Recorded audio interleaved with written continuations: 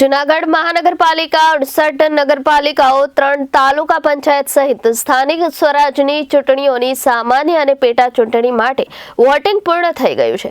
11 કલાક એટલે કે 6 વાગ્યા સુધીનું સરેરાશ 56.60% મતદાન થયું છે। 5000 થી વધુ ઉમેદવારોનું ભાવિ ઈવીએમમાં સીલ થઈ ગયું છે। હવે 18 ફેબ્રુઆરીએ મતગણતરી કરવામાં આવશે।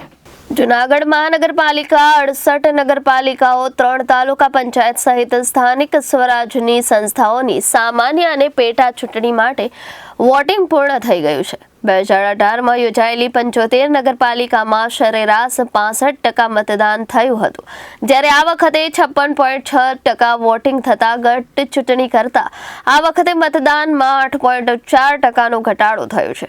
2018માં યોજાયેલી 75 નગરપાલિકામાં સરેરાશ 65% મતદાન થયું હતું, જ્યારે આ વખતે 56.6% વોટિંગ થતા ગત ચૂંટણી કરતા આ વખતે મતદાનમાં 8.4%નો ઘટાડો થયો છે। આ ચૂંટણી પ્રક્રિયા 19,84,730 પુરુષ મતદારો, જ્યારે 19,01,410 સ્ત્રી મતદારો તથા 15 અન્ય વોટર્સ માટે યોજવામાં આવી હતી।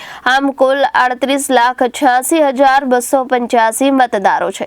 જૂનાગઢ મહાનગરપાલિકાની 60 બેઠકો પૈકી 8 બેઠકો બિનહરીફ થઈ છે।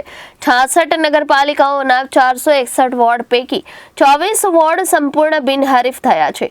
કુલ 1884 બેઠકો પૈકી 1677 પર ચૂંટણી યોજાઈ છે। બોટાદ અને વાંકાનેર નગરપાલિકાની મધ્ય સત્ર ચૂંટણી યોજાશે, જેમાં 72 માંથી 23 બેઠકો બિનહરીફ થઈ છે।